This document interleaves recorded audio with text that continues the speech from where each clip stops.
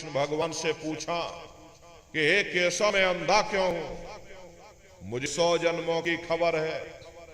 मैंने 100 जन्मों में कोई ऐसा कर्म नहीं किया जिससे मैं अंधा होता।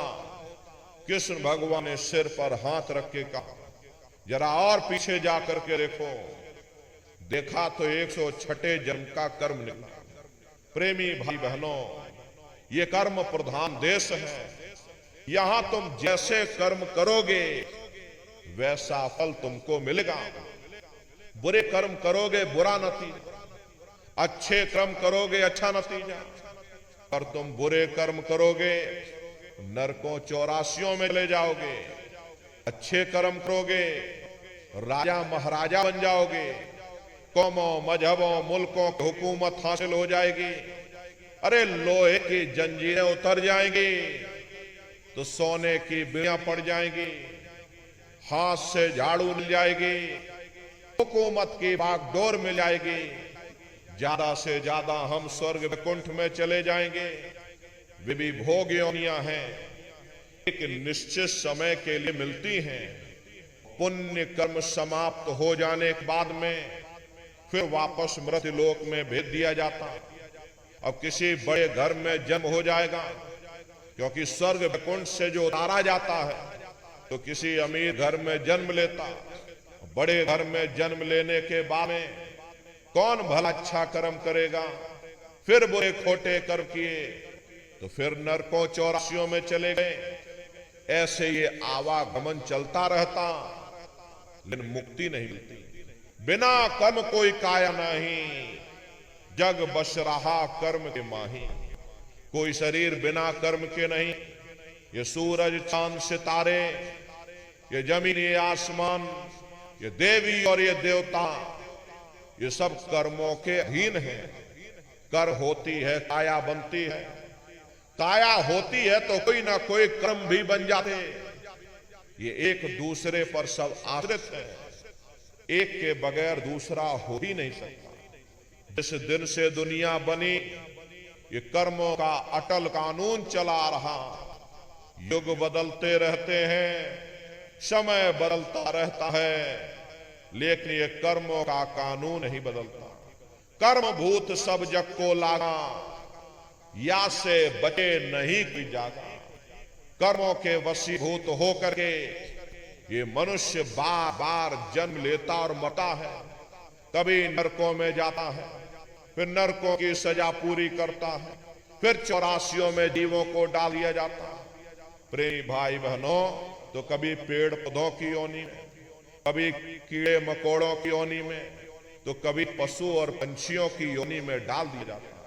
84 लाख योनियों की सबसे जो आखिरी योनि होती है वो गाय और बैल की योनि होती है। गाय स्त्री का रूप लेती है और बैल पुरुष का रूप लेते हैं। ये 84 लाख योनियों की सबसे आखिरी योनि यानी अंतिम पायदान होता है। उसके बाद तब जाके हम लोगों को दोबारा फिर से मनुष्य शरीर प्राप्त होता। इसीलिए कहा गया है कि बड़े भाग्य मानुष तन पाया, कोट जन्म जब भटका खाया। कोटान कोट जन्म जन्मांतरों तक अलग अलग योनियों में भटकने के बाद में तो बड़े सौभाग्य से तो लोगों को ये मनुष्य शरीर प्राप्त हुआ है। लेकिन बड़े अफसोस की बात है, जैसे किसी को हीरा मिल गया, उसे हीरे की परख नहीं, उसने हीरे को ले जाकर गधे के गले में बांध दिया। ठीक उसी प्रकार से ये मनुष्य शरीर उत्तम से उत्तम है, लेकिन इंसान इसकी कद्र नहीं करता। खाने पीने ऐसो इशरत में, मोह ममता में अपने कीमती समय को, श्वासों की पूंजी को बर्बाद कर देता। रात गवायो सोए के और दिवस गवायो खाए। हीरा जन्म मोथा कौड़ी बदले जाए। भगवान राम ने कहा, बड़े भाग्य मानुष तन पाया, सुर दुर्लभ सद ग्रंथ ही गाए। सुर कहते हैं देवताओं को। बड़े से बड़े देवी और देवता भी इस मनुष्य शरीर को पाने के लिए तरसते हैं, क्योंकि इसी मनुष्य रूपी मंदिर में बैठ करके हम आप उस परमात्मा की भक्ति कर सकते हैं। इसीलिए संतों महात्माओं ने इस पंच भौतिक शरीर को सचा हरि मंदिर कहकर याद किया। हरि मंदिर यह शरीर है और ज्ञान रतन प्रकट होए, ये असली हरि मंदिर है। जब भी वो परमात्मा मिलेगा इसी हरि मंदिर के अंदर मिलेगा। इसी पंच भौतिक शरीर को ईसा मसीह साहब ने टेम्पल ऑफ लिविंग गॉड यानी जिंदा ईश्वर का मंदिर कहा। इसी पंच भौतिक शरीर को गुरु नानक साहब ने नर नारायणी देह कहकर याद किया। ये वो देह है जिसमें नारायण स्वयं विराजमान है। अरे वो नारायण जब भी मिलेंगे तुम्हें तुम्हारे अंदर मिलेंगे। यही कबीर साहब ने लिखा है, जो तिल माही तेल है, जो चकमक में आग, और तेरा साईं तुझ में, और जाग सके तो जाग। जैसे तिल में तेल होता है, पत्थर में अग्नि होती है, ठीक उसी तरह से वो मालिक हर एक के घट घट में, हर एक के वजूद के अंदर बैठा हुआ। प्रेमी भाई बहनों, आप सभी लोग बुद्धिमान हो, पढ़े लिखे लोग हो, अपनी अपनी बुद्धि से स्वयं विचार करिएगा कि जब उस परमात्मा ने हर इंसान को एक जैसा बनाया, आँख, कान, नाक, मुंह, हाथ, पांव एक जैसे दिए, तो हम आप ये कैसे सोच सकते हैं उसने हिंदुओं के लिए अपने मिलने का कोई और रास्ता बनाया होगा, या मुसलमान, सिख या ईसाइयों के लिए अपने मिल का कोई और रास्ता। अरे कस्तूरी कुंडल बसे मृग धूड़े बन माही, ऐसे घट घट राम हैं दुनिया देखे नहीं। जैसे हिरन कस्तूरी की खुशबू को बाहर जंगलों में ढूंढता फिरता, हालांकि वो खुशबू उसके नाभि से होकर के आती है। वही हाल हम जीवों का है। हम दुनिया के जीव भी उस परमात्मा की खोज बाहर इस जड़ संसार में कर रहे हैं, लेकिन महात्मा कहते हैं कि भाई मोकू का धूड़े रे बंदे, अरे मैं तो तेरे पास में, ना तीरथ में ना मूरत में, मैं तो हूं विश्वास में। ना मैं तीरथ में मिलूंगा, ना मैं मूरत में मिलूंगा, ना मैं अन्य किसी कर्मकांड में मिलूंगा, ना मैं ग्रंथों में मिलूंगा, ना मैं पोथियों में मिलूंगा, ना ही मैं किताबों में मिलूंगा। ये सारी उम्र बैठ कर तुम किताबें पढ़ते रहो, रात दिन ढोलक मजीरा बजा बजा करके और चौपाइयों को तुम रटते रहो। अरे मैं जब भी मिलूंगा तो मैं तुम्हारे अंदर मिलूंगा। प्रेमी भाई बहनों, बड़ी सीधी सी बात है। ये अगर खाना बनाने की किताब सारी उम्र बैठ करके तुम पढ़ते ही रहोगे कि भाई खाना ऐसे बनता है और खाना वैसे बनता है, और खाने में नमक डाला जाता है, खाने में तेल डाला जाता है, और खाने में फिर हल्दी डाली जाती है, और फिर उसमें मिर्चा डाल दिया जाता है, कभी तुम्हारा पेट नहीं भर सकता। और जब तक आप खाना बनाओगे नहीं, उसे स्वयं खाओगे नहीं, कभी तुम्हारा पेट नहीं भर सकता। हम वेदों की निंदा नहीं करते, हम ग्रंथों की निंदा नहीं करते, हम गीता, कुरान और बाइबल की निंदा नहीं करते। वेद, शास्त्र, गीता, कुरान, बाइबल जिन्हें भी हमारे धर्म ग्रंथ हैं, चिल्ला चिल्ला कर सब यही करे कि भाई मनुष्य के अंदर अंड खंड ब्रह्मांड है, स्वयं वो परमात्मा तुम्हारे अंदर बैठा। चलो अंदर चलो, अंदर चल करके उस परमात्मा का दर्शन दीदार करो, तभी तुम सच्चा सुख और सच्ची शांति प्राप्त कर सके। वरना इस नाशवान जगत में न कभी किसी को सुख मिला, न भविष्य में कभी मिल सका। हम सब दुनिया के जीव सुख और शांति की खोज में रात दिन भटकते और तड़पते हैं। लेकिन महात्मा कहते हैं कि भाई ये नाशवान जगत है और इस नाशवान जगत में कभी किसी को स्थायी सुख और स्थायी शांति प्राप्त नहीं हो सकती। ये जो थोड़े बहुत सुख नजर आते हैं ये क्षणिक हैं और क्षणिक चीजों का सुख और आराम केवल क्षणिक ही हो सकता है। जितना इसके आने में हमें खुशी महसूस होती है उतना इसके जाने में भी हमें दुख भी महसूस होता है। अरे आप सभी लोग बुद्धिमान हो, अपनी अपनी बुद्धि से जरा विचार करिएगा। जब किसी की शादी होती है मन में बड़ी भारी खुशी थी, ये मन फूला नहीं समाता।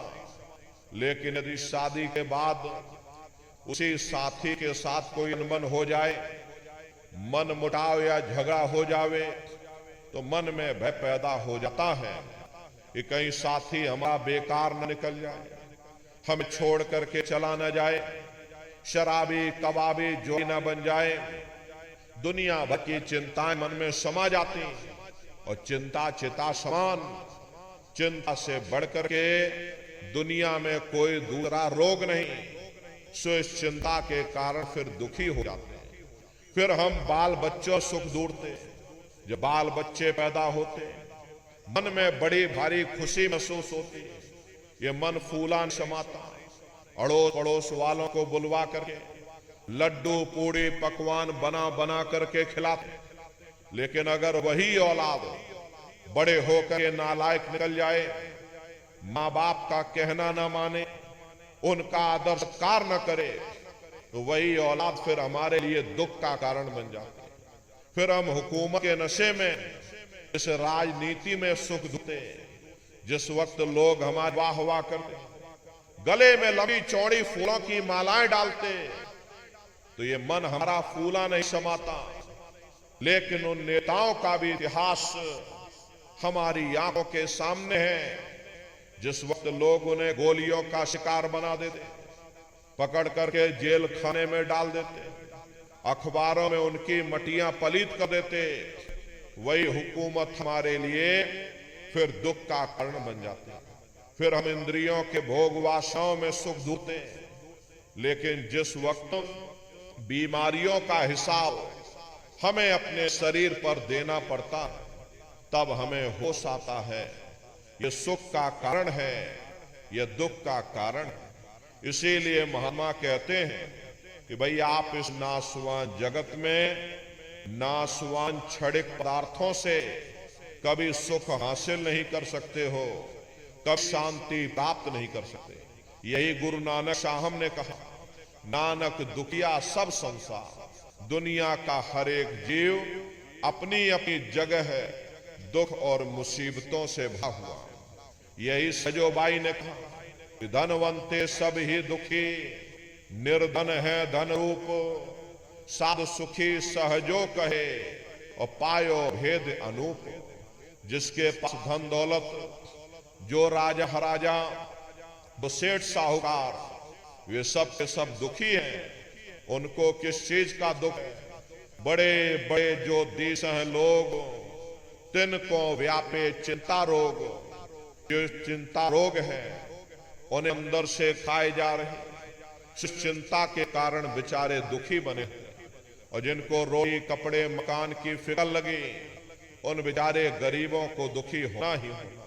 प्रेमी भाई बहनों, एक बार हमारे गुरु महाराज कलकत्ता में एक बहुत विशाल पार्क बना हुआ, विक्टोरिया पार्क के नाम से, गुरु महाराज उसी बगिया में बैठे थे। बगल से दो सेठ आए और दोनों सेठ गुरु महाराज के बगल में आकर बैठ गए। सामने देखा तो एक घास काट रहा था और घास काटते काटते माली को नींद आ गई और वह घास के ऊपर सो गया।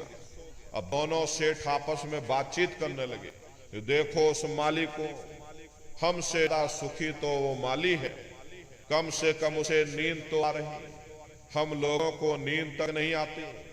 नींद की गोलियां खा खा करके सोना पड़ता। गुरु महाराज उन सेठों की बात सुन रहे थे। गुरु महाराज बोले, अरे भाई सेठ जी, तुमने अपने आप क्यों फैसला कर लिया? जाओ पहले माली से पूछ करके आओ क्या वो सुखी है या नहीं है। गुरु महाराज की बात को मान करके दोनों सेठ माली के पास गए और जगा करके पूछा कि भाई हमारे सवाल का जवाब दे दो, क्या तुम सुखी हो या नहीं हो? तो माली बोला, अरे बाबूजी, हम कहां सुखी हैं? सुखी तो देखो महलों में जो रह रहे, ऊंची ऊंची इमारतों में जो रह रहे, एयर कंडीशन में जो लोग रहे, वे लोग सुखी हैं। हम कहां सुखी हैं? गुरु महाराज उसकी बातों को सुनकर हंसने लगे। गुरु महाराज बोले कि देखो ये सेठ कह रहा कि माली सुखी है और माली कह रहा सेठ सुखी, और वास्तविकता यही है, यहां कोई सुखी नहीं।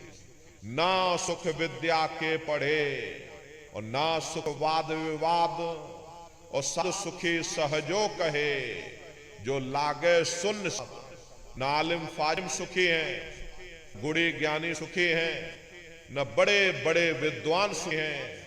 सुखी वही है जिसने दुनिया में से अपने मन को निकाल करके और मालिक के चरणों में लगाया हुआ। इसीलिए महात्मा कहते हैं कि भाई ये नासवान जगत है, और इस नासवान जगत में नासवान जड़ित पदार्थों से तुम कभी सुख हासिल नहीं कर सकते, तुम कभी शांति प्राप्त नहीं कर सकते। कभी कभी हम लोगों के मन में ख्याल आता है, शायद जिन दिनों महात्मा आए थे तब दुनिया की हालत इतनी अच्छी ना रही होगी, इसीलिए महात्मा दुखी दुखी चिल्लाते रहते। लेकिन अब हमने 100 सालों के अंदर इतनी तरक्की कर ली। पहले हम झोपड़ियों में रहा करते थे या एक आध कोठरियों में पूरा परिवार रहा करता। इसी तरह लोग खेती बाड़ी भी लोग हाथों से बैलों से क्या करते थे। 15-20 मील के अंदर हमारी सारी दुनिया थी, हम उसी में गुजारा करके मर जाते। लेकिन अब हमने 100 सालों के अंदर इतनी तरक्की कर ली, बड़े बड़े कोठियां बनवा ली, उनमें एयर कंडीशन भी लगवा लिया, 9-9 इंच के गद्दे भी डलवा लिए, फिर भी हमको नींद नहीं आती। नींद की गोलियां खा खा करके सोना पड़ता। पहले गांव में प्रेमी भाई बहनों, आप अपनी बुद्धि से विचार करिएगा कि पहले के समय गांव में कोई मामूली वैद्य हकीम हुआ करता था, लेकिन इलाज सबका जरूर हो जाता था। अब जब हमने इतनी तरक्की कर ली, 100 सालों के अंदर हमने ना विकास कर लिया, बड़े बड़े डॉक्टर आ गए, बड़े बड़े अस्पताल बन गए, नई नई दवाइयां आ गई, तो बीमारी भी तो नई नई निकल आई।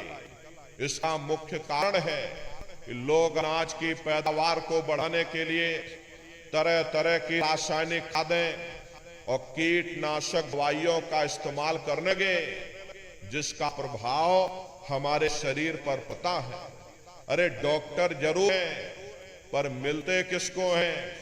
मिल भी जाए तो अस्पतालों में चारपाइयां कहां मिलती, बीमार तो बेचारे बरामदों में पड़े होते। और हम कहते हमने तरक्की कर ली, बेशक हम इतना अनाज पैदा करते हैं, लेकिन कीमतें आसमान छू रही हैं। अरे गरीब आदमी बेचारा खा नहीं पाता है, क्योंकि कीमतें आसमान छू रही हैं। अमीर आदमी तो वैसे भी नहीं खाता, क्योंकि उसे शुगर हो रखी। फिर ऐसी तरक्की से किसी का क्या फायदा हो सकता? पहले गांव में कोई मामूली झगड़ा हो जाता था, 4 भले लोग मिल बैठ कर सुलझा देते थे। अब आप मुकदमा करके देख लीजिए, क्या मजाल 20-25 साल से पहले आपको कोई फैसला मिल जाए। अरे आप किसी से पूछ करके देखिए, यहां किसी को फुर्सत नहीं है, जज को फुर्सत नहीं, वकील को फुर्सत नहीं, कारखानेदार को फुर्सत नहीं, उद्योगपतियों को फुर्सत नहीं, इन नेताओं को फुर्सत नहीं, अधिकारी कर्मचारियों को फुर्सत नहीं। सबके चेहरे पर चिंता और तनाव की लकीरें हैं। फिर ऐसी तरक्की से किसी का क्या फायदा हो सकता है? प्रेमी भाई बहनों, ये तरक्की का कसूर नहीं है, ये हमारा अपना कसूर है। हम उन चीजों के कैदी बन गए। ये चीजें हमारे बनी थी, न कि हम उनके लिए बने थे।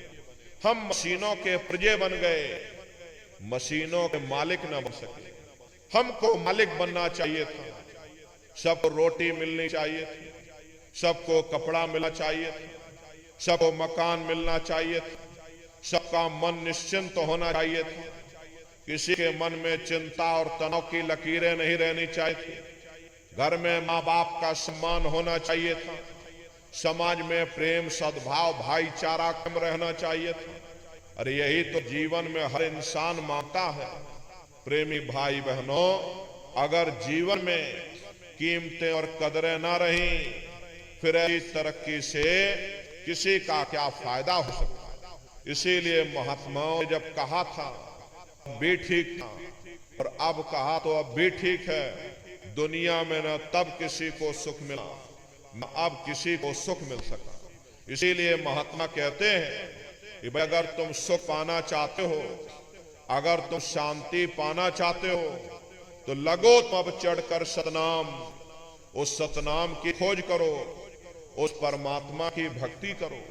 क्योंकि जितना समय तुम्हारा ध्यान मालिक की भक्ति में लगा रहेगा, तुम दुनिया में 2-4 दिन जरूर सुख हासिल कर सकते।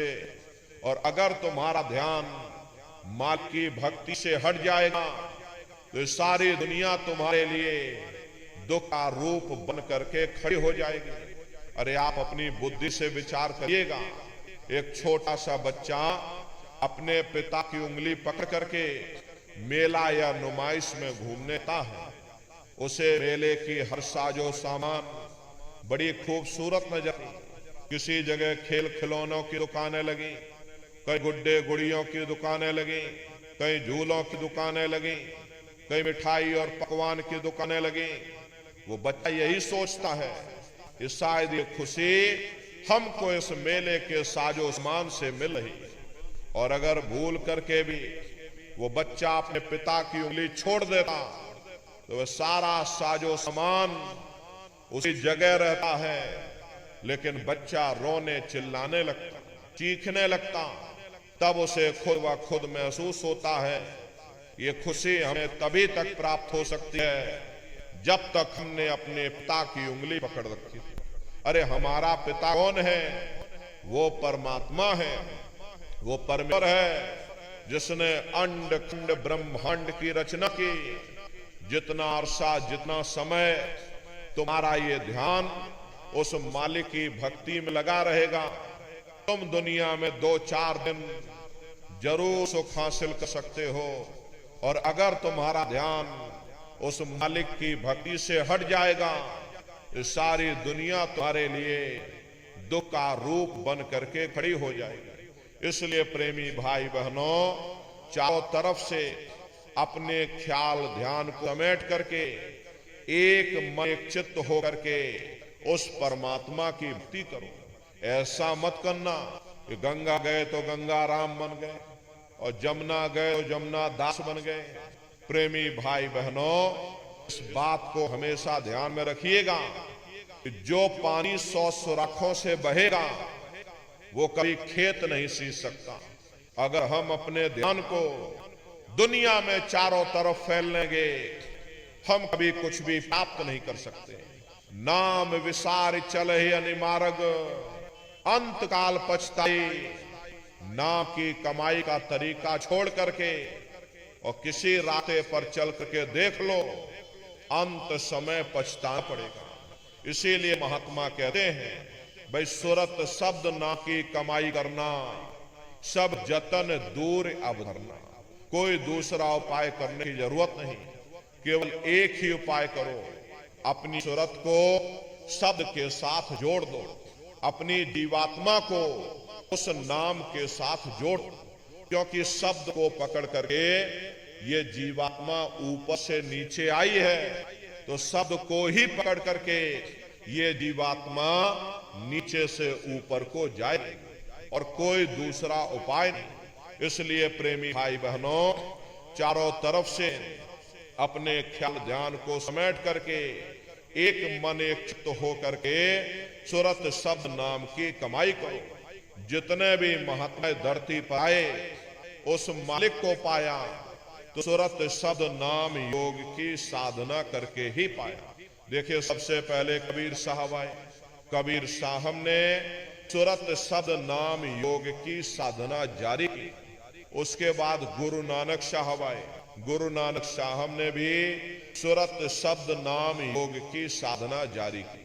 उसके बाद और भी महात्मा आए, कबीर, नानक, दादू दरिया, भीखा साहब, रविदास जी महाराज, पलटू साहब महाराज।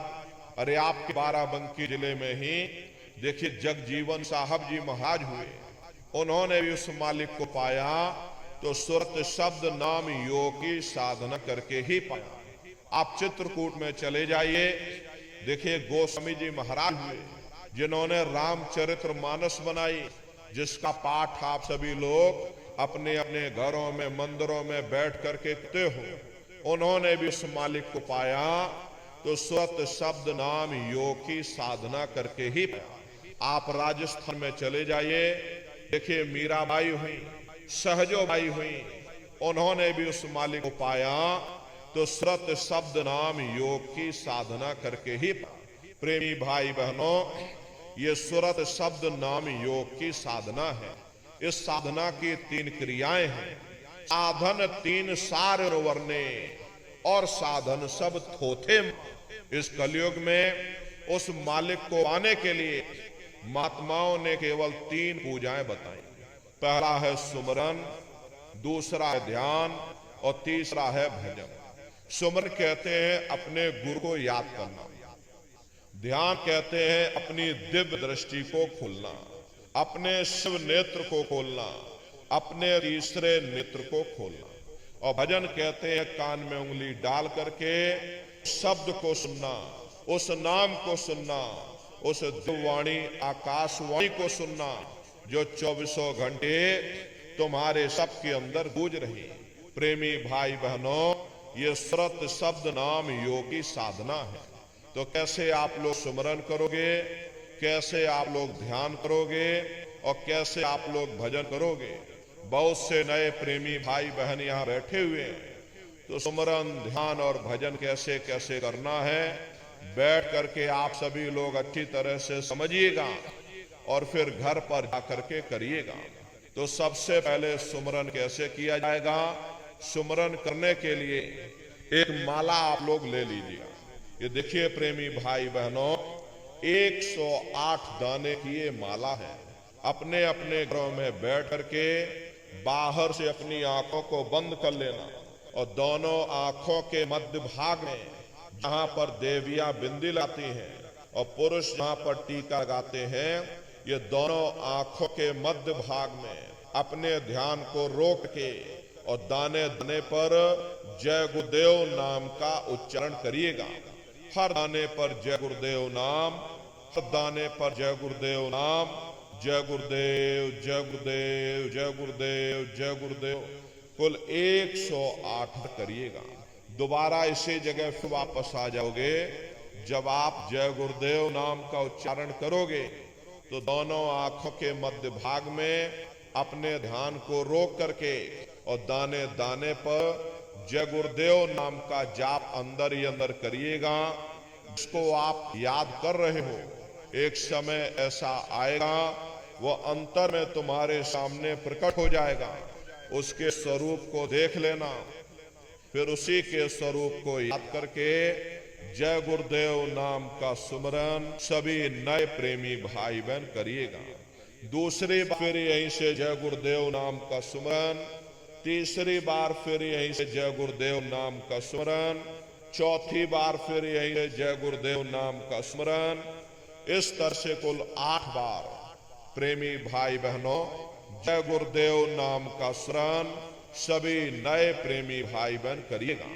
और 8 बार करने के बाद में ये माला आप रख देना। प्रेमी भाई बहनों, ये जय गुरुदेव नाम किसी साधारण इंसान का नाम नहीं, ये स्वयं उस अनामी महाप्रभु का नाम है।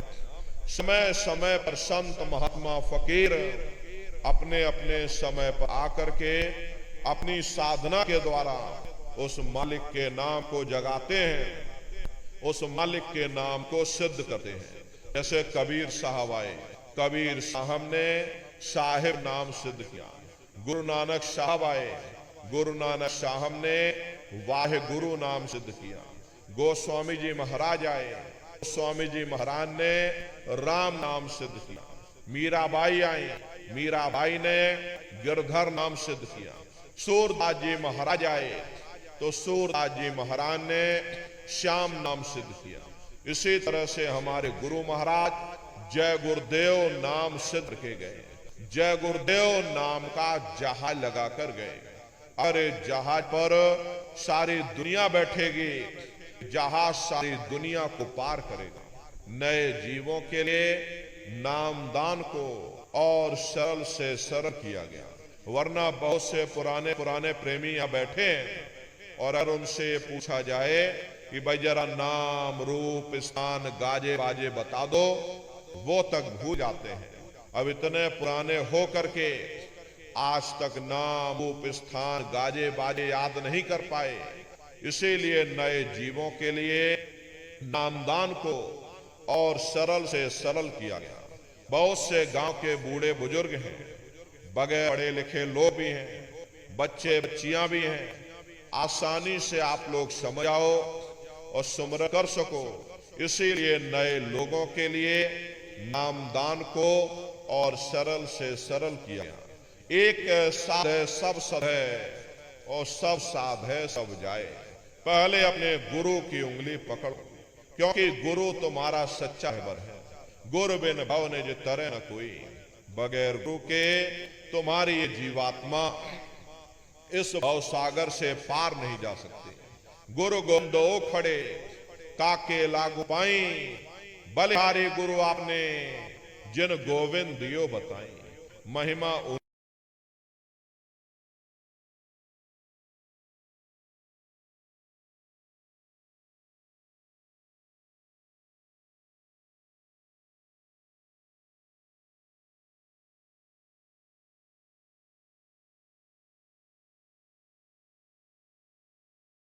पहले गुरु होते हैं, दूसरे गुरु हमारे शिक्षक होते हैं जो हमें स्कूलों में कॉलेजों में हमें जो भौतिक ज्ञान देते हैं, ये हमारे दूसरे गुरु होते हैं। और तीसरे हमारे आध्यात्मिक गुरु होते जो हमारी जीवात्मा को इस भव सागर से पार ले जाते हैं।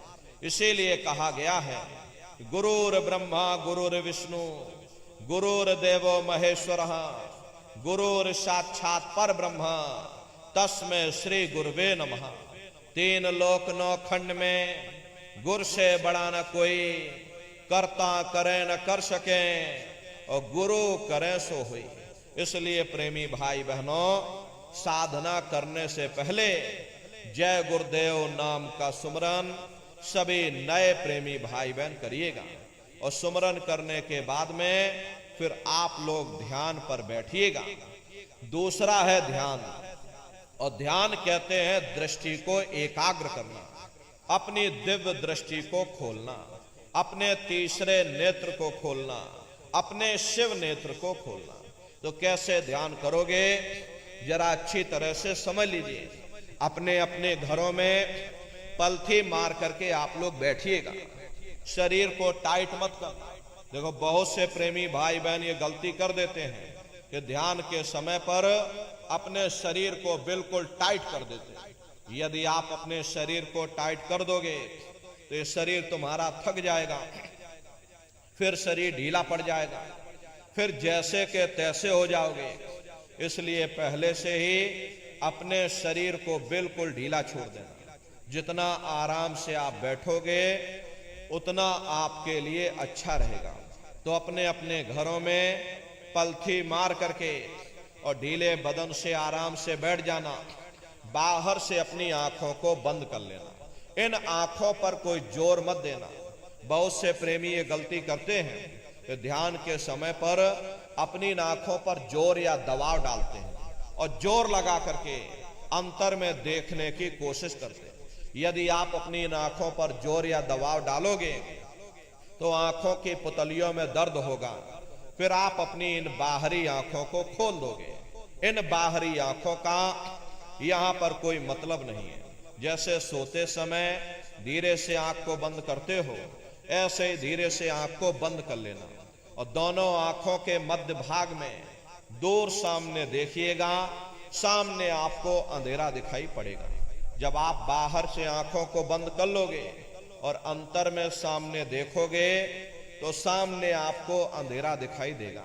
बस उसी अंधेरे में एक जगह पर आप अपनी दृष्टि को रोकिएगा या उस अंधेरे को लगातार देखते रहना। दृष्टि अपने आप अंधेरे में रुक जाएगी। उस समय किसी के बारे में सोचना नहीं, किसी के बारे में विचार मत करिएगा। ये विचार करने की आदत हमारे अंदर पहले से पड़ी हुई है। हम किसी भी व्यक्ति को देखते हैं, देखने से पहले ही हम उसके बारे में तरह तरह के विचार करने लग जाते हैं। रात को सोते समय भी हम कुछ ना कुछ विचार करते रहते हैं। हम कभी रुकते नहीं हैं, हम कभी शांत बैठते नहीं हैं, हम कभी एक जगह पर शांत चित्त होकर के रहते नहीं हैं। चाहे जागृत अवस्था में हो, चाहे सोते समय स्वप्न की अवस्था में भी हम लोग दौड़ते रहते हैं, भागते रहते हैं। प्रेमी भाई बहनों, आपको दौड़ना नहीं है, आपको भागना नहीं है, आपको सोचना नहीं है।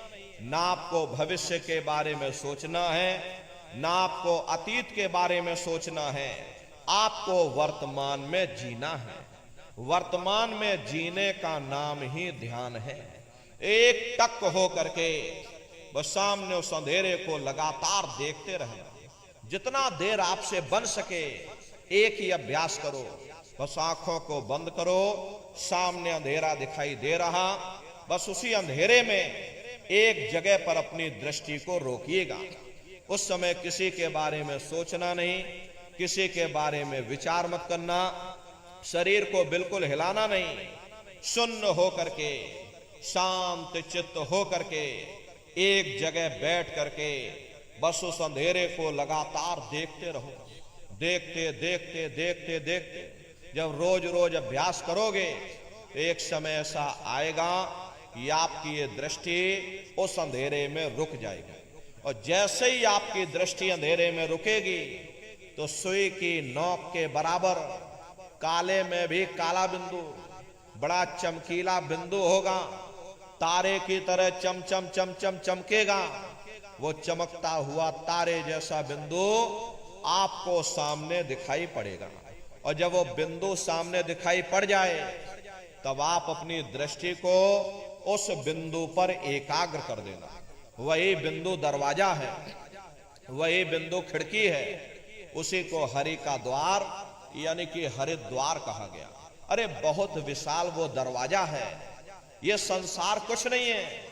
ऐसे तुम लाखों संसार इकट्ठे करके एक साथ दरवाजे के अंदर डाल दो, पता तक नहीं चलेगा। इतना विशाल वो हरि का द्वार तुम्हारे सबके अंदर बना हुआ है। एक छोटे से बीज को लेकर के हम आपसे कहें कि इस बीज के अंदर बहुत बड़ा पेड़ है तो आप भरोसा नहीं करोगे। लेकिन उस छोटे से बीज को जब आप जमीन में गाड़ दोगे, थोड़ा खाद पानी दोगे, वो बीज अंकुरित हो जाएगा। उसमें से विशाल लताएं भी निकलेंगी, विशाल वृक्ष का रूप भी लेगा, उसमें से फल और फूल भी निकलेंगे। इसी तरह से आप सभी के अंदर सुई की नोक के बराबर तारे की तरह छोटे से छोटा बिंदु है। उस बिंदु के अंदर बड़े बड़े ब्रह्मांड बसे हुए हैं। वो तारे जैसा चमकता हुआ बिंदु आपको सामने दिखाई पड़ेगा। और जब वो बिंदु सामने दिखाई पड़ जाए तब आप अपनी दृष्टि को उस बिंदु पर एकाग्र कर देना। जब आप अपनी दृष्टि उस बिंदु पर एकाग्र कर दोगे तो वही बिंदु दरवाजा है। वो दरवाजा खुल जाएगा, ये शिव नेत्र खुल जाएगा, ये दिव्य दृष्टि आपकी खुल जाएगी और आप दरवाजे के अंदर दाखिल हो जाओगे। एक बार प्रेमी भाई बहनों ये दिव्य दृष्टि आपकी खुल जाए, फिर क्या भूत, क्या भविष्य, क्या वर्तमान, कोई भेद आपसे गुप्त नहीं रहेगा।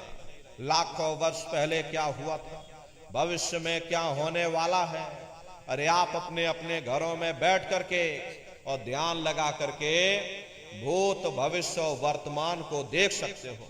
लेकिन प्रेमी भाई बहनों देखने के बाद में अगर आपने किसी को बता दिया तो जो कुछ आपको दिखाई सुनाई पड़ेगा वो सब बंद हो जाएगा, क्योंकि ये उस मालिक की दौलत है। अगर हम मालिक की दौलत को दुनिया के बाजार में कौड़ियों की तरह खड़खड़ाएंगे तो वो परमात्मा हमसे नाराज हो जाता। इसलिए अपनी दौलत को अपने अंदर हजम करना सीखिएगा। जो भी आपको दिखाई दे उसे अपने अंदर हजम करना। जितना हजम करोगे उतना वो रास्ता खुलता चला जाएगा। तो ये है ध्यान करने का तरीका। एक बार फिर से आप लोग समझ लीजिए कैसे आपको ध्यान करना है।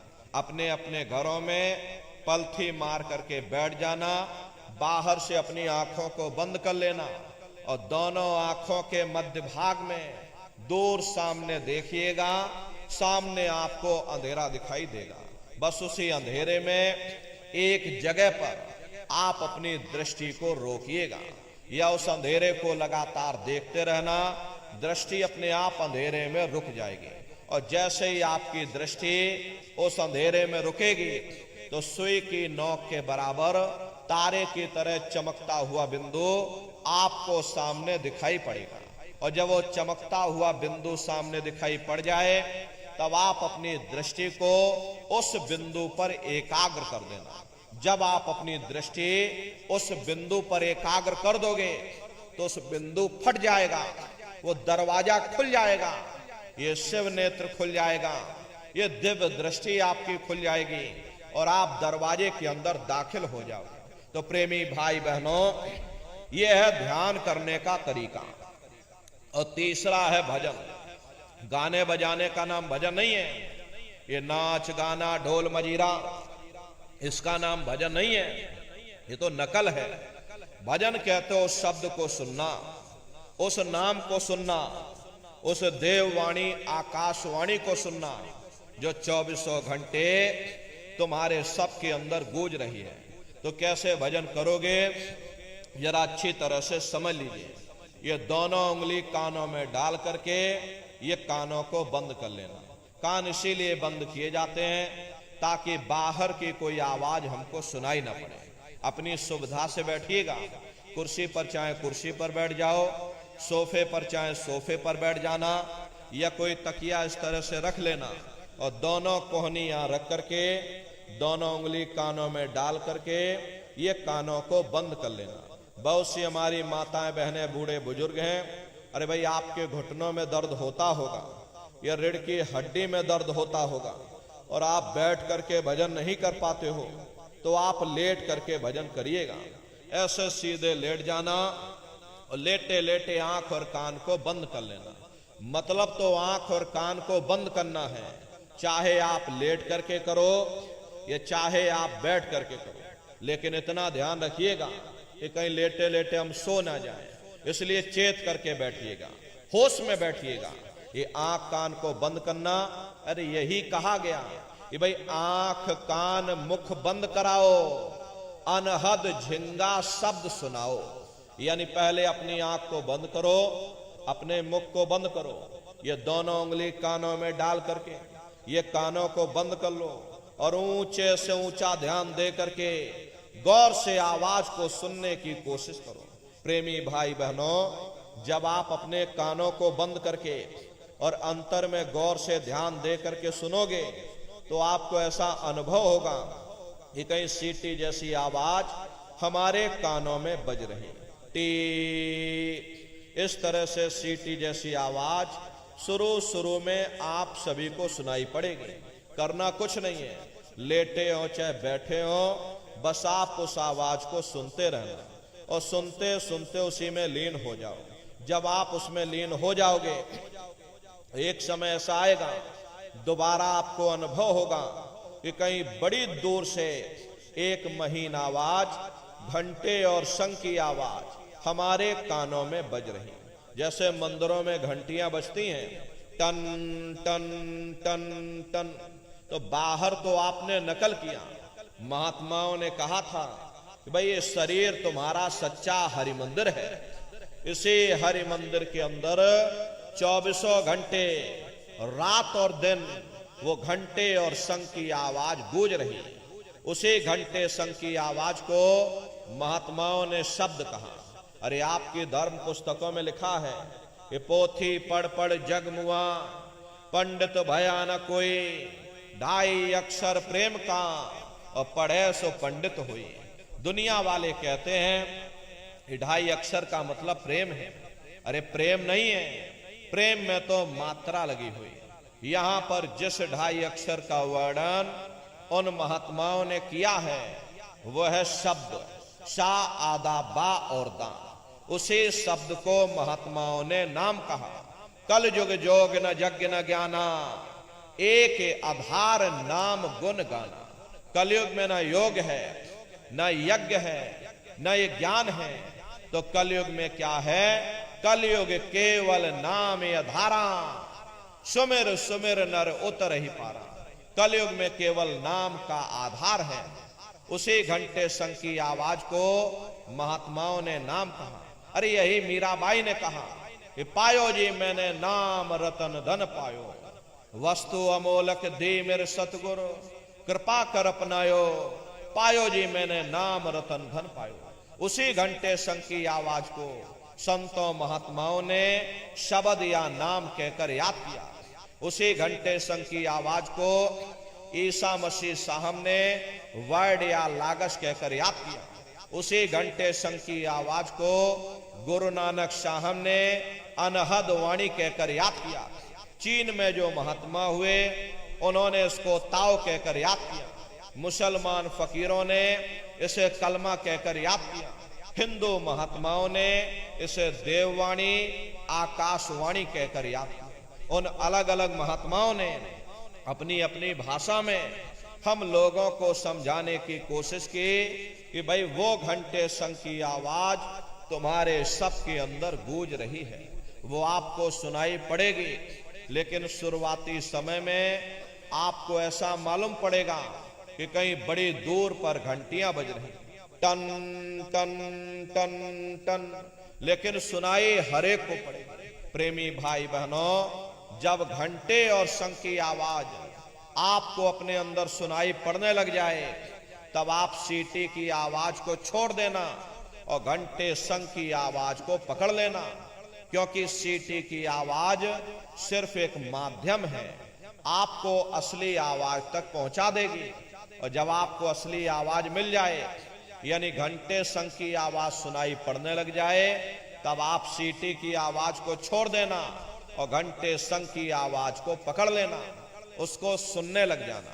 जब आप उसको सुनने लग जाओगे तो वो आवाज धीरे धीरे बढ़ना शुरू होगी और बढ़ते बढ़ते इस कदर बढ़ेगी कि आपके रोम रोम में घंटे और शंख की आवाज गूंजने लग जाएगी।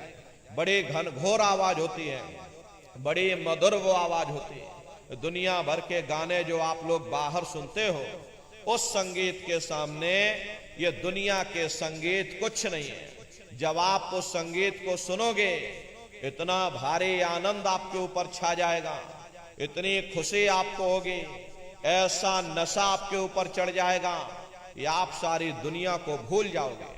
शंकर भगवान को वही नशा चढ़ा था।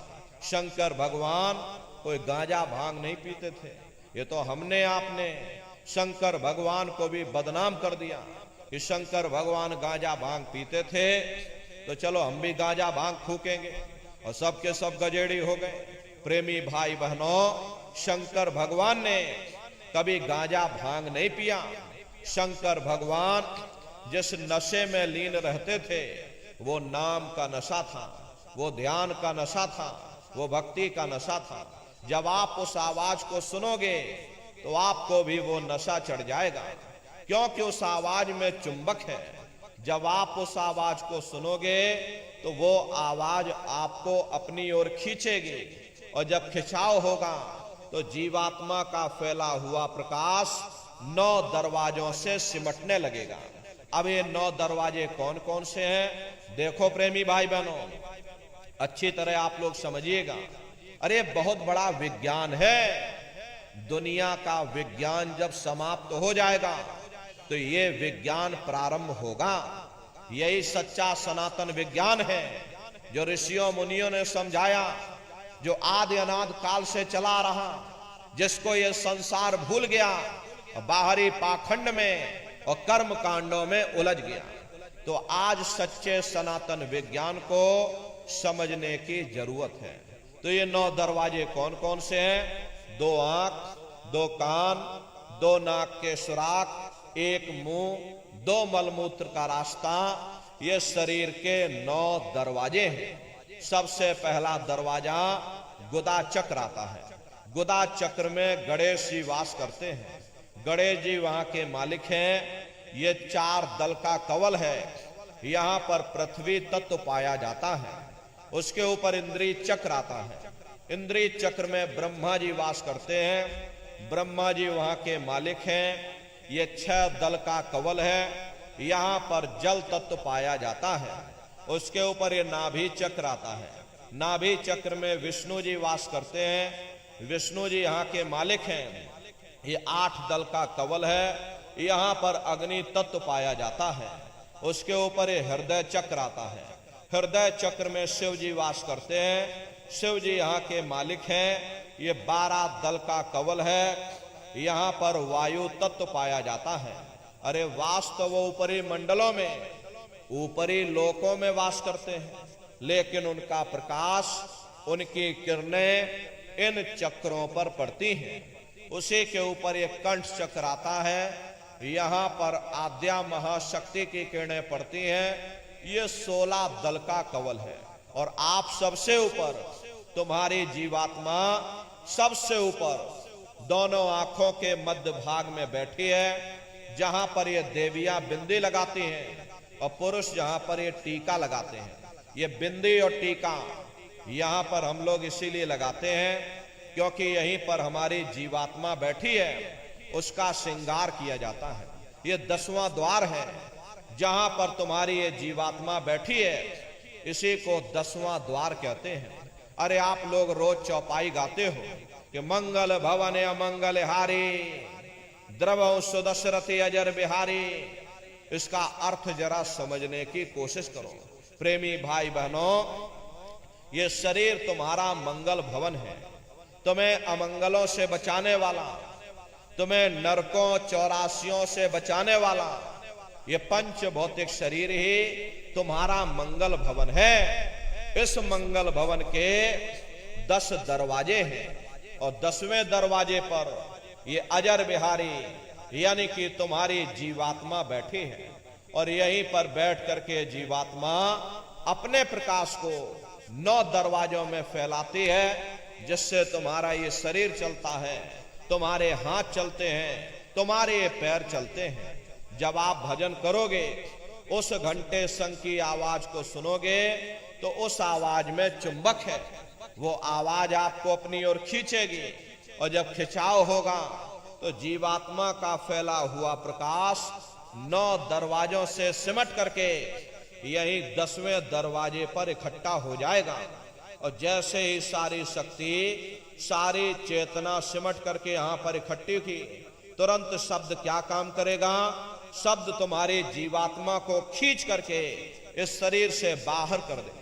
फिर आप अपनी आंखों से देखिएगा कि हमारा शरीर ये है, हम ये खड़े। आप अपने शरीर से अलग हो जाओगे। जैसे चिड़िया होती है, चिड़िया घोंसले से निकल करके आसमानों की उड़ान भरती है और शाम को फिर अपने घोंसले में आ जाती है। ऐसे ही तुम्हारी ये जीवात्मा इस शरीर रूपी घोंसले से निकल करके ब्रह्मांडों की सैर करेगी, देवी देवताओं के दर्शन करेगी, भगवान राम के दर्शन करेगी, भगवान कृष्ण के दर्शन करेगी और घूम करके फिर अपने शरीर रूपी घोंसले में वापस आ जाएगी। प्रेमी भाई बहनों, ये ब्रह्मा विष्णु महादेव जिनकी सारी दुनिया पूजा करती है, अरे आप सभी लोग ब्रह्मा विष्णु महादेव की पूजा करते हो और पूजा करते करते आपका ये जीवन बीत गया, जिंदगी तुम्हारी बीत गई, लेकिन कभी तुमने विचार ये नहीं किया भाई जिनकी हम पूजा कर रहे, आखिर ये ब्रह्मा विष्णु महादेव कौन है, ये कहां पर रहते हैं, ये क्या काम करते हैं, इनके माँ बाप कौन है, भगवान राम कौन है, भगवान कृष्ण कौन है, ईश्वर कौन है, ब्रह्म कौन है, पर ब्रह्म कौन है, ये कहां पर रहते हैं, तो जरा संक्षिप्त में आप समझिएगा, क्योंकि अगर हम इसका वर्णन करेंगे तो हमको लाखों वर्ष लग जाएंगे, एक लोक का वर्णन नहीं हो पाएगा। इतने विशाल लोक इस आसमान के ऊपर बने हुए, लेकिन संक्षिप्त में हम आपको बता रहे कि किन किन मंडलों को पार करते हुए तुम्हारी ये जीवात्मा अपने 5वें मंडल पर यानी कि सचखंड में पहुंचेगी। रास्ते में कौन कौन से देश मिलेंगे, उस देश के कौन कौन से राजा मिलेंगे, तो जरा संक्षिप्त में आप समझ लीजिए। प्रेमी भाई बहनों, जब आप भजन करोगे और जब घंटे और शंख की आवाज को सुनोगे, तो उसी घंटे शंख की आवाज को पकड़ करके ये जीवात्मा ब्रह्मांडों की चढ़ाई करती है। पलक झपकते यह जीवात्मा खरबों योजन ऊपर चली जाती है।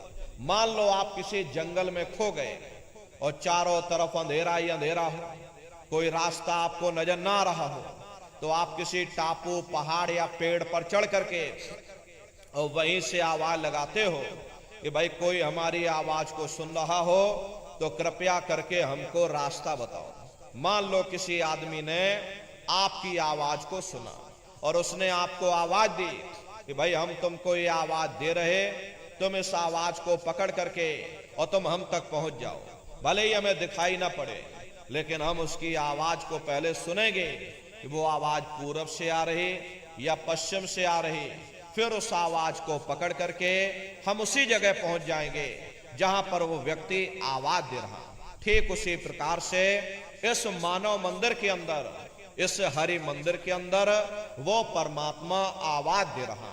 जब ये जीवात्मा उस आवाज को सुनेगी तो उस आवाज को पकड़ करके ये जीवात्मा वहीं पहुंच जाएगी जहां वो परमात्मा बैठ करके आवाज दे रहा।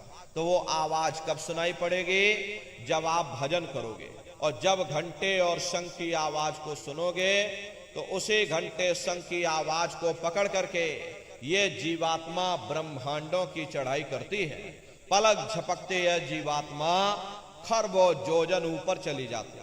ये चांद, सूरज, सितारों को पार करने के बाद में सबसे पहले जो आपको लोक मिलेगा उसे महात्माओं ने शिवलोक कहा।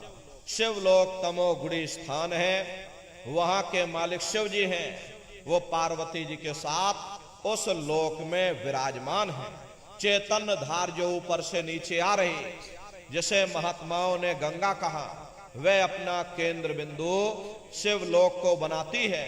इसीलिए शिव जी की जटा में ये गंगा दर्शाई जाती है। इस लोक में असंख्यों जीवात्माएं रहती हैं। ये सभी जीवात्माएं शिव स्वरूप में मौजूद होती हैं। जब आप वहां पहुंचोगे और शिव जी का जब प्रत्यक्ष दर्शन करोगे, तो आपका स्वरूप भी शिव के समान यानी कि शिव स्वरूप हो जाएगा। शिव जी का दर्शन करने के बाद में फिर घंटे शंख की आवाज को पकड़ करके फिर जब आप ऊपर चढ़ोगे, उसी के ऊपर ब्रह्मा जी का लोक आएगा। ब्रह्मा जी का लोक वो रजोगुणी स्थान है। वहां के मालिक ब्रह्मा जी हैं। वो गायत्री, सावित्री और सरस्वती के साथ उस लोक में विराजमान है। और ब्रह्मा जी का दर्शन करने के बाद में फिर घंटे शंख की आवाज को पकड़ करके फिर जब आप ऊपर चढ़ोगे, उसी के ऊपर विष्णु लोक आएगा। विष्णु लोक वो सतोगुणी स्थान है। वहां के मालिक विष्णु जी हैं। उनका बड़ा मनमोहक स्वरूप है। उनकी 4 भुजाएं हैं और चारों भुजाओं में शंख, गदा, पद्म और चक्र सुशोभित हैं। और आप क्षीर सागर में लक्ष्मी जी के साथ विराजमान हैं। ये तीनों देवता ब्रह्मा, विष्णु और महादेव अपने अपने लोक में बैठ करके राज कर रहे हैं। एक रचयिता है जो हम जीवों को रचता है। एक पालनहार है जो हम जीवों को पालता है। एक संहार करता है जो हम जीवों को नष्ट कर देता।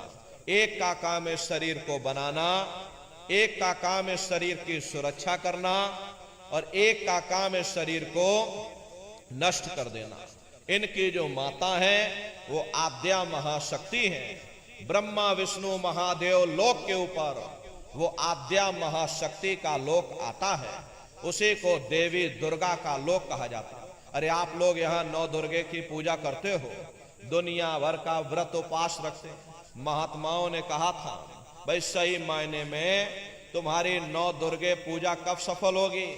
जब तुम 9 द्वारों से अपने ख्याल को समेट करके रजोगुण, तमोगुण, सतोगुण यानी ब्रह्मा विष्णु महादेव के लोक को पार करके जब तुम देवी दुर्गा का दर्शन कर लोगे, तब सही मायने में तुम्हारी 9 दुर्गा पूजा सफल होगी। वहां देवी दुर्गा विराजमान है। देवी दुर्गा का दर्शन करने के बाद में फिर घंटे शंख की आवाज को पकड़ करके फिर जब आप ऊपर चढ़ोगे, उसी के ऊपर सबसे पहला देश आपको मिलेगा, या यूं कह लीजिए कि पहली राजधानी आपको मिलेगी, जिसे महात्माओं ने सहस दल कवल कहा। वो राजधानी है, जैसे आपके उत्तर प्रदेश की राजधानी ये लखनऊ है और बाराबंकी आपका जिला है, इसी तरह प्रेमी भाई बहनों वो सहस दल कवल राजधानी है। और ब्रह्मा विष्णु महादेव के जो लोक हैं उस राजधानी के अंतर्गत आने वाले जिले हैं। और राजधानी का जो मालिक है वो निरंजन भगवान है। ये ब्रह्मा विष्णु महादेव ये निरंजन भगवान के ही पुत्र हैं। और ये आद्या महाशक्ति देवी दुर्गा ये निरंजन भगवान की अर्धांगिनी है। और निरंजन भगवान स्वयं तीनों लोकों के मालिक हैं। उन्हीं को त्रिलोकीनाथ कहा जाता है। हिंदू उन्हीं को परमात्मा कहते हैं, मुसलमान उन्हीं को खुदा कहते हैं, ईसाई उन्हीं को गॉड कहते हैं। ये जल एक है। जल को चाहे आप पानी कह लो, चाहे वाटर कह लो, चाहे आप नीर कह लो, इसी तरह प्रेमी भाई बहनों वो परमात्मा एक है।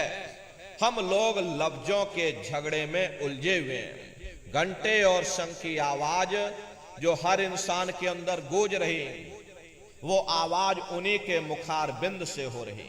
निरंजन भगवान का जो स्वरूप है वो ज्योतिष स्वरूप है। हजार बाती की अखंड ज्योति वहां पर बराबर जल रही। परम प्रकाश रूप दिन राती, नहीं कछु चाहिए दिया घृत बाती। अरे हम लोग यहाँ पर ज्योत जलाते हैं, ये तो हम आप उसकी नकल करते हैं। महात्माओं ने आपको चिन्ह बता दिया कि भाई उनका ऐसा स्वरूप है, तो हम लोग यहाँ पर नकल करने लगे। इस ज्योति में तेल की जरूरत पड़ती है, बाती की जरूरत पड़ती है। तेल बाती खत्म हो जाए, ज्योति तुम्हारी बुझ जाएगी। लेकिन वो अखंड ज्योति वहां पर ऐसी जल रही जिसमें ना तेल की जरूरत है और ना बाती की जरूरत है। अरे महात्माओं ने लिखा है, उल्टा कुआं गगन में तिसमें जरे चिराग, तिसमें जरे चिराग, बिना रोगन बिन बाती, 6 ऋतु 12 मास जरत रहे दिन राती। सतगुर मिले जो होए ताहि की नजर में आवे, बिन सतगुर नहीं कोई वाह को दर्शावे। वो अखंड ज्योति ऐसी है जिससे पूरा ब्रह्मांड प्रकाशवान हो रहा। जितनी भी अवतारी शक्तियां आई, अरे भगवान राम आए, राम को वहीं से नीचे उतारा गया। इसीलिए उस देश को अयोध्या नगरी या कौशलपुर देश भी कहा जाता है। अरे गोस्वामी जी महाराज जब साधना करके वहां पहुंचे, तभी गोस्वामी जी महाराज ने रामचरितमानस में लिख दिया। देखो प्रेमी भाई बहनों, रामचरितमानस में गोस्वामी जी महाराज ने जो भी लिखा है वो सब अंतर का भेद लिखा। जब उन्होंने साधना किया, साधना करके जब ऊपर गए, जो कुछ उन्होंने ऊपर जाकर देखा वो रामचरितमानस में लिख दिया।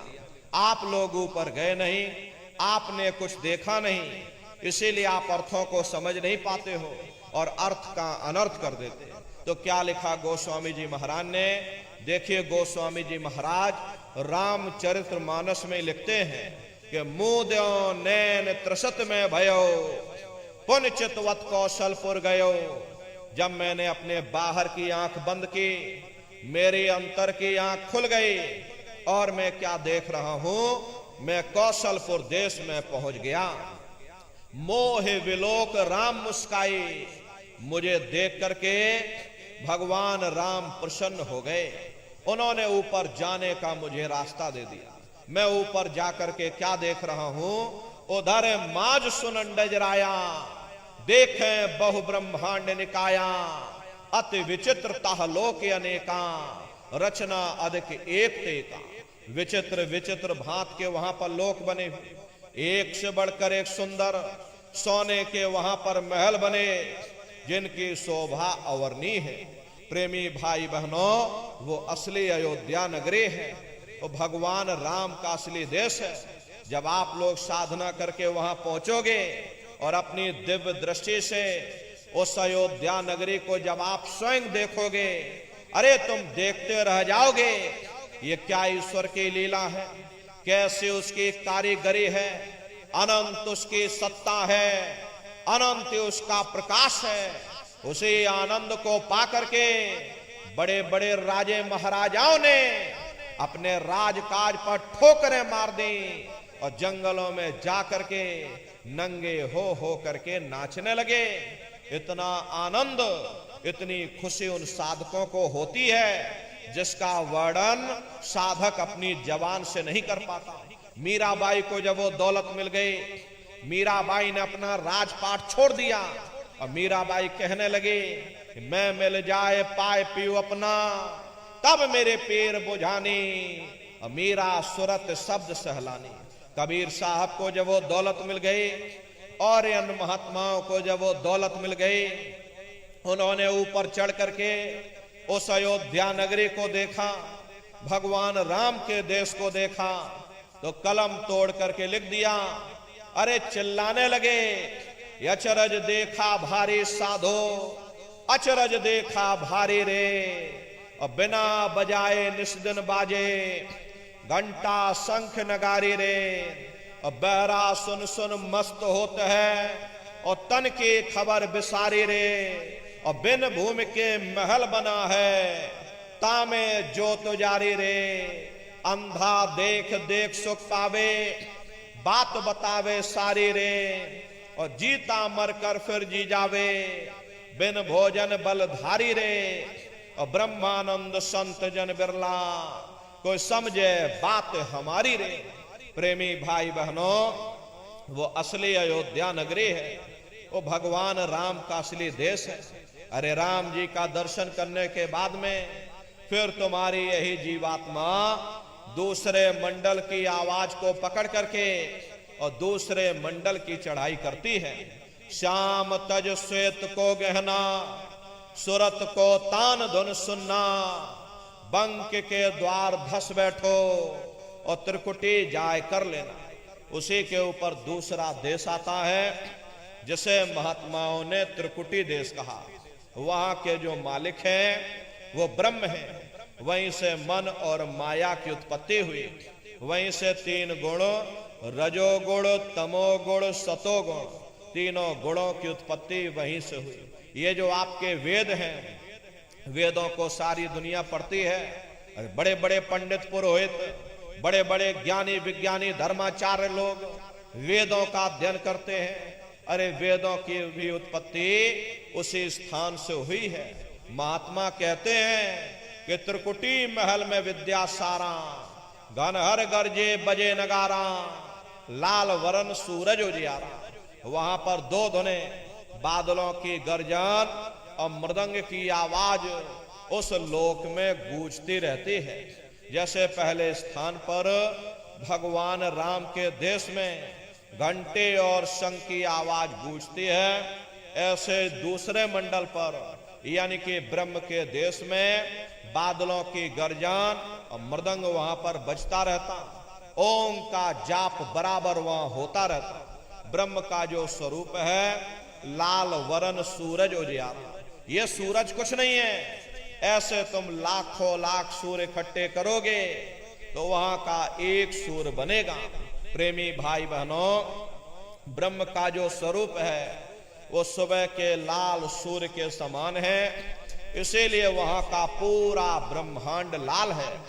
महात्मा जब साधना करके वहां पहुंचे तभी महात्माओं ने लिख दिया, लाली मेरे लाल के जित देखो तलाल, और लाली देखन में गई और मैं भी हो गई लाल। वो पूरा ब्रह्मांड ही लाल है। तो जितने साधक वहां पहुंच जाते हैं उन सभी को योगेश्वर कहा जाता है। योगेश्वर की पदवी उन्हीं को मिलती है जो ब्रह्म स्थान तक पहुंच रखते हैं। जैसे व्यास जी हुए, वशिष्ठ जी हुए, वाल्मीकि जी हुए, इन सब की पहुंच वहीं तक थी। इसीलिए कहा गया कि वाल्मीकि भय ब्रह्म समाना। जब इनकी जीवात्मा वहां पहुंची और जब इन्होंने ब्रह्म का दर्शन किया तो इनका स्वरूप भी ब्रह्म के समान यानी कि ब्रह्म स्वरूप हो गया। तो जितने साधक वहां पहुंच जाते उन सभी को योगेश्वर कहा जाता है। योगेश्वर भगवान श्री कृष्ण उसी देश में वास करते हैं। ये जो ब्रह्म देश है वो श्री कृष्ण भगवान का ही देश है और श्री कृष्ण भगवान वहीं पर रहते हैं। अरे बाहर की जन्माष्टमी नहीं है जो आप लोग यहाँ जन्माष्टमी मनाते हो, ये तो आप नकल करते हो। महात्माओं ने कहा था भाई सही मायने में तुम जन्माष्टमी कब मनाओगे? जब तुम्हारी ये जीवात्मा 5 तत्वों जल पृथ्वी अग्नि वायु आकाश और 3 गुण रजोगुण तमोगुण सतोगुण यानी 5 तत्व 3 गुणों से परे होकर के ब्रह्म देश में पहुंच करके जब तुम कृष्ण भगवान का दर्शन कर लोगे तब सही मायने में जन्म अष्टमी मनाई जाएगी। वहां कृष्ण भगवान का दर्शन करने के बाद में फिर तुम्हारी यही जीवात्मा तीसरे मंडल की आवाज को पकड़ करके और तीसरे मंडल की चढ़ाई करेगी। आगे पहुंची सुन